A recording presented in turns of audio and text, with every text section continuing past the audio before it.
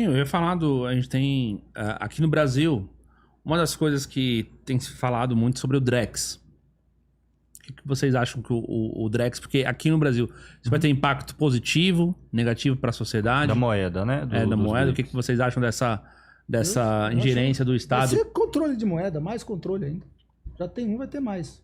O Drex vai ser controlado por ele. Se ele quiser bloquear na tua conta, ou permitir que você gaste só em 3, 4 coisas, ele vai falar, esse Drex aqui só pode comprar isso, não pode fazer bet, não pode tomar cervejinha, tem que gastar aqui ali. É terrível. Está dentro de um processo de disputa, na minha opinião, mas confesso que eu quero estudar mais sobre o tema, tá? Não considero que essa minha opinião seja fechada a respeito disso aí, posso mudar de opinião daqui a um tempo, mas eu vejo os BRICS hoje é usado como uma estratégia da China de expansão nessa disputa global que está dada. Não era assim no começo, hoje era muito claramente. É possível ver pelos países que inclusive estão entrando, mesmo como observadores, né? Egito, Etiópia, países que a China tem feito muito investimento. Qualquer moeda que envolva os BRICS hoje, ela vai ter a China como carro-chefe e a moeda chinesa como carro-chefe. E sem dúvida faz parte dessa disputa internacional porque se acendeu um alarme com relação ao dólar, né? Eu acho que poucas pessoas imaginavam que os Estados Unidos iriam bloquear as reservas norte-americanas em títulos de tesouro dos Estados Unidos, como aconteceu com a invasão da Ucrânia. 300 bilhões de dólar, que é uma fortuna absurda. E dentro dessa disputa se discute uma alternativa ao dólar, que esse uso do dólar como moeda mundial beneficia os Estados Unidos. Se mudasse para uma moeda que teria como centro o iene chinês necessariamente, iria beneficiar a China. Só para dar um exemplo como é que beneficia. Os Estados Unidos têm déficit na sua balança comercial há décadas. E isso faz bem para esse sistema. Inclusive os dólares vão para o mundo com déficit dos Estados Unidos. Sim, os Estados Unidos vivem do déficit. Estados Unidos vivem. Então, se você joga aquele monte de mercadorias para fora, os Estados Unidos compra aquele monte de mercadorias de fora muito mais do que ele vende, então você joga mais dólar do que tira dólar. Sim. Esse dólar vai para o sistema financeiro. Mas para falar, mas como é que os Estados Unidos vai ter esse déficit permanente? De duas formas. Do ponto de vista do setor privado, transferência de valor. Sem troca, unilateral, porque as empresas dos Estados Unidos estão instaladas no mundo inteiro. Então você manda remessas de juros, lucros e dividendos para lá. Primeiro ponto. E o governo emite dívida. E ele tem a dívida mais barata do mundo. Pelo menos em tese. Porque sendo essa dívida no dinheiro que é demandado pela economia do mundo inteiro, então, por exemplo, o governo brasileiro não compra título da dívida dos Estados Unidos, faz sua reserva internacional para ganhar lucro. Ele compra para ter uma moeda de segurança, inclusive para a política cambial, quando o real começa a desvalorizar, né? Então, veja, os Estados Unidos se alimenta agora duplamente por esse fato do dólar ser a moeda mundial. Ele consegue ter um déficit de mercado, um déficit comercial. Mas sabe como isso funciona? Que é bancado por transferência de valor para dentro do setor privado, pelas empresas dos Estados Unidos sediadas lá fora, ou seja, não tem troca, o dinheiro só sai de lá e vem para cá. E por meio de um endividamento com juros baixíssimos. Durante muito tempo, quase zero. Agora tiveram que subir por questões internas nos Estados Unidos. Aí há outras contradições internas a esse sistema. Que é ter que conciliar a política doméstica com a política global da moeda, que é outra questão que não vou entrar aqui. Mas, então, veja, os Estados Unidos ele ganha o excedente do mundo inteiro pelo dólar ser usado como uma moeda mundial. A China, ela quer deslocar os Estados Unidos daí. Está longe de conseguir, tá? Deixando muito claro. Está longe de conseguir. Também acho. O estudo, que não estou dizendo que vai ou não vai, eu não sei, tá? Não sei. Acho difícil. Mas está longe, a China ainda está longe de superar os Estados Unidos. Está longe de superar. Os Estados Unidos é muito na frente, tanto em relação ao controle de certos setores estratégicos. Mas a China já controla setores importantes e é quem vem se expandindo no último período. Então, é uma disputa que está dada para o próximo período aí. Eu, particularmente, quero que os dois governos se ferrem e que os trabalhadores consigam se organizar nenhum e outro para poder depois a gente caminhar para outra forma de organização social. Mas você não tem nenhuma opinião mais imediata sobre o Drex no Brasil? Com relação ao impacto? Bem, você faria bem para o Brasil não ficar unilateralmente dependendo do dólar. Não quer dizer que essa política a nível global significa uma estratégia diferente. Tá entendendo? Por parte da China. Mas essas coisas são muito antigas, sabe? Por exemplo, a FMI tem uma moeda, entre aspas, que é feita por uma cesta de moedas ali, mas que é usada de forma muito restrita. Mas lá no passado eles quiseram expandir isso para superar o dólar. Mas assim, por exemplo, uma moeda digital, fim do dinheiro físico, esses impactos mais imediatos. Moeda digital, na minha opinião, ela tem uso sempre restrito, justamente porque depende da moeda digital, tá? Tô falando aqui que Tô falando a do gente sempre Bitcoin, pensa não, no tô falando do Bitcoin, Drex né? A tendência é a digitalização da maior parte das formas de moeda, mas qualquer que seja essa moeda digital, ela vai ter que ter flexibilidade que permita emissão de dinheiro, criação de dinheiro. Não é porque eu gosto, quero isso. O capitalismo precisa disso.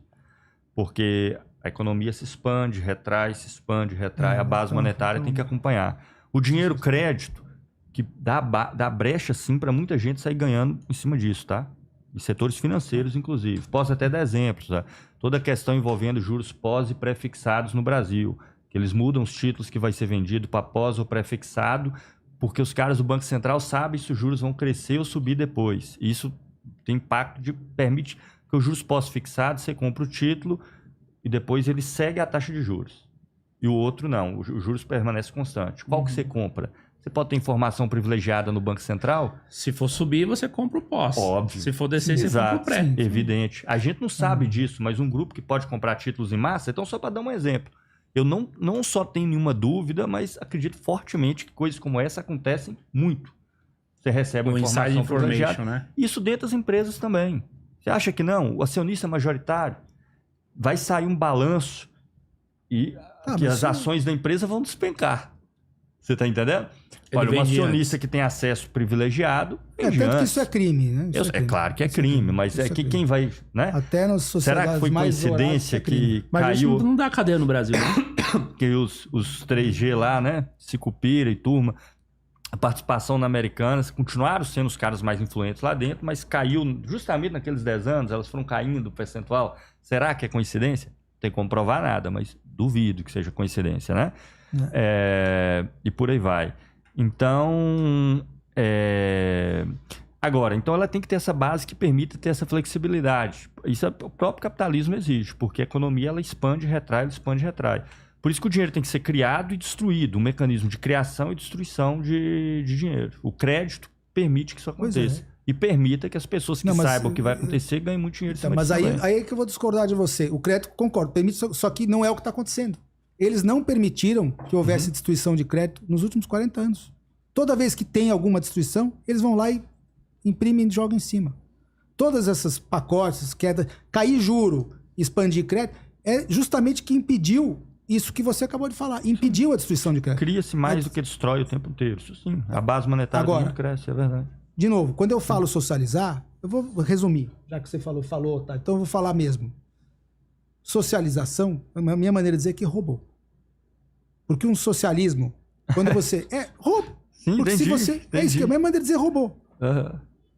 Isso no capitalismo, para ele funcionar, você não pode ter roubo. Não, o capitalismo é baseado no roubo. Não, o seu. Não, o capitalismo que sempre existiu. Lucro e roubo são sinônimos. O lucro é só um roubo camuflado, é uma coerção indireta. Um é voluntário, cada um paga o que quer. O outro é roubo. Mas não tem escolha. Quando eu vou lá e tiro de você, sem você saber, sem você querer, é roubo mesmo. Não, se alguém chega lá e... Não, esse é o roubo que acontece no mundo. O lucro, sem esse roubo que eu estou explicando, não é o problema que você fala que é o problema do capitalismo, não é o lucro voluntário que cada um compra e vende. É este roubo que eu estou defendendo. É a mesma coisa. Não. Uma coisa constrói a outra e desde lá da base já é roubo também. O roubo... Mas parei por aí. Com relação a esse tema. Não é roubo. Você quer fazer algum comentário sobre o Drex? Cada um faz a decisão que tem que fazer. O outro, onde eu tiro aquilo que você acumulou, seja você rico ou pobre, ou trabalhador, ou pequeno empresário, através Sim. Ele não tem capital, logo ele só pode trabalhar, né? Mas aí ele não consegue acumular, porque ele faz poupança, o que acontece? O capital foi criado na base da violência e da expropriação. Ele vai sendo tirado por impressão. Poupança é uma anedota de Smith. Você está usando uma anedota para explicar a história. Nunca o capitalismo foi criado por base na poupança e no trabalho. Isso é uma anedota que Smith colocou lá na Riqueza das Nações, em 2 parágrafos lá. Na Riqueza das Nações. Isso não corresponde a nenhum processo histórico de formação do poupança vira investimento, né? Vira... Para o banco. Não, para qualquer um. Não precisa ser banco. Trabalhador poupa para consumir. Se você eu já falei de tudo isso. Não, mas isso é tudo... Quantas pessoas pouparam e montaram um pequeno negócio? Quantas pessoas fizeram economias pequenas e montaram... Isso é a realidade da vida. Não é... Você pegar uma pessoa hoje que juntou dinheiro com um trabalho que conseguiu juntar um dinheiro para fazer não é poucas pessoas, não. Aliás, os pequenos e microempresários são assim. Eles começam das economias. Começam do que junta. É isso aí.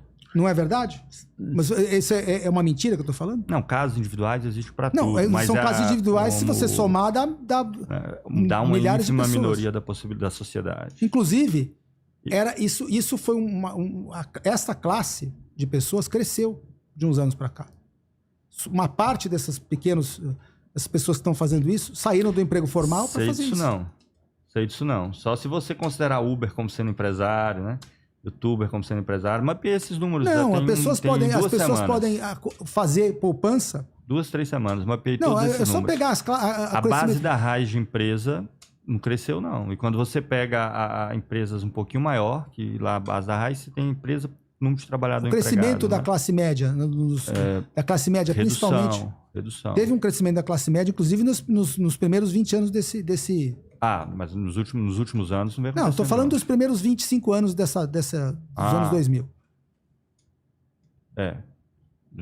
Nesse período teve. Estou falando desse...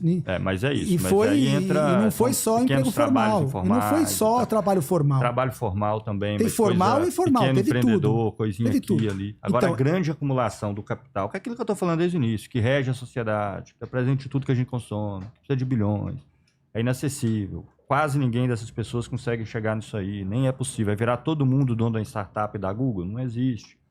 É aquilo que eu já falei desde sempre.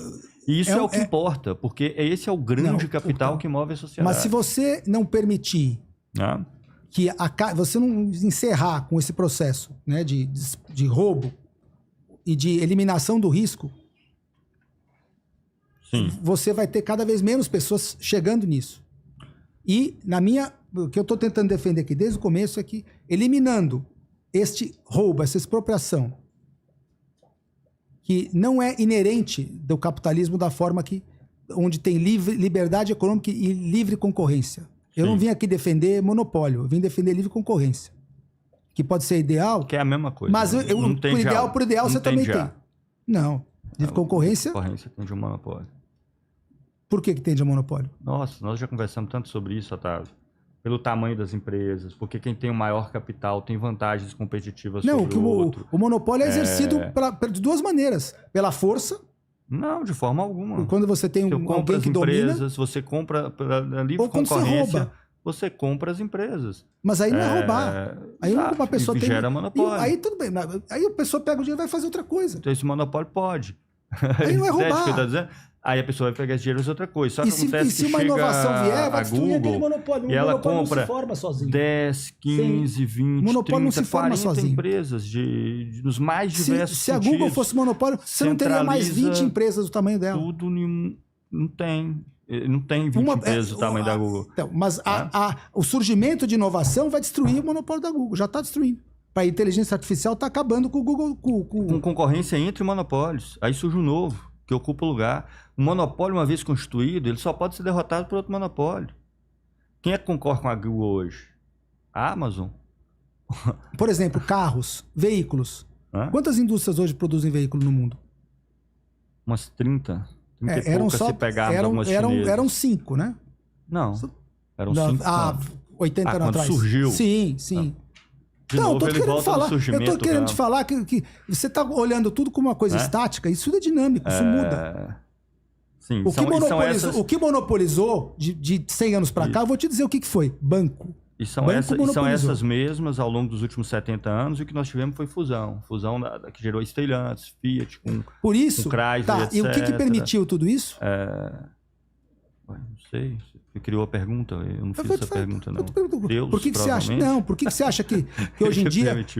As empresas se fusionaram porque elas individualmente estavam dinheiro ameaçadas. Artificialmente barato que permitiu que fosse formado isso. Eu já entendi. Você vê todo mundo pela ótica da criação do dinheiro. Eu tô dizendo Mas não. Isso foi, para mim, foi o fato principal dos últimos 500 anos que mudou a estrutura das relações do mundo hoje. 71.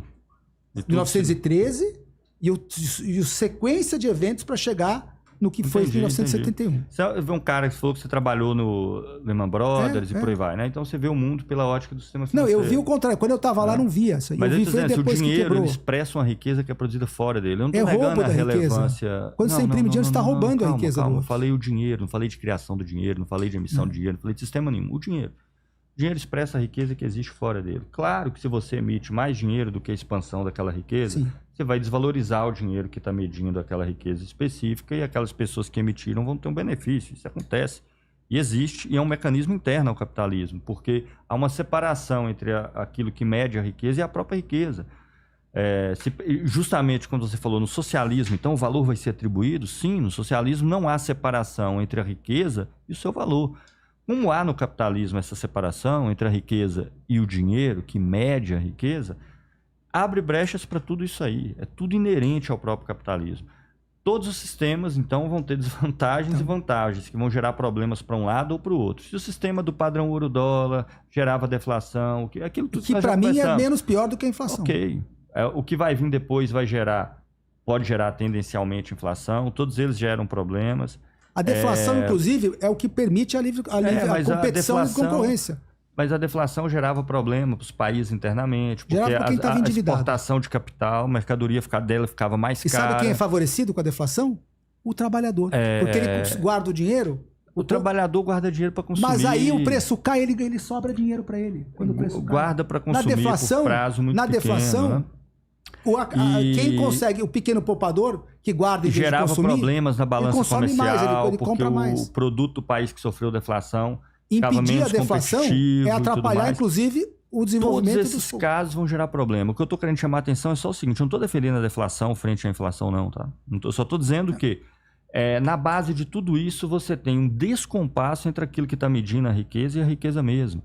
Entre o dinheiro e o mecanismo de produção. E a base de juros altos, de inflação, de deflação e desse descompasso é porque o capital não consegue se expandir. Problemas de realização. Por problemas de realização? Porque a situação do trabalhador piora, porque o desemprego aumenta, porque você não tem mais a condição de consumo que tinha antes para que aquela produção possa crescer nos mais diversos âmbitos. Isso vai gerar crise, que vai alimentar a guerra, e crise, por sua vez, alimenta mais centralização do capital. Não, isso quer mais eliminar empresa uma coisa que teve mais empresa quebra, fale. Um mundo sem guerra, sem discutindo fome, o que acontece. O que você está atribuindo para mim aí para o futuro é por sua conta. Estou discutindo só o que acontece. Não, tá? então, mas... Dentro dessa forma social que existe. E se acontece por elementos A, B, C e D e nós podemos atacar esses elementos, a gente tem que fazer. Isso não tem nada que ver, não depende em nada da existência de perfeição. Eu nem sei o que é essas coisas. Também, perfeição não existe. Agora, é isso, eu já estou satisfeito por aqui. Não sei se tem perguntas aí do chat e tal. Não sei se teria alguma questão específica. Só queria... Você vai fazer algum comentário sobre o Drex ou pode pular? Não, meu comentário é que eu sou completamente contra. Isso é uma moeda, mais um instrumento de controle que vai... É uma moeda digital... criptomoeda que vai ter o controle do governo. Então você não gasta no que eles querem só? Ou tipo restrita a certos tipos de gasto? Eles vão poder controlar, vão poder bloquear, vão poder evaporar com ela. Quer dizer, eles têm uma criptomoeda como se você vai ter moeda, mas eles têm a senha. Como se ter o Bitcoin não tivesse a senha. É para entrar na tua conta e tirar o dinheiro. Isso é completamente contra qualquer princípio, inclusive acho que dele. Porque permite a um poder central expropriar quem quiser. Para usar um termo que vocês gostam de usar, expropriação.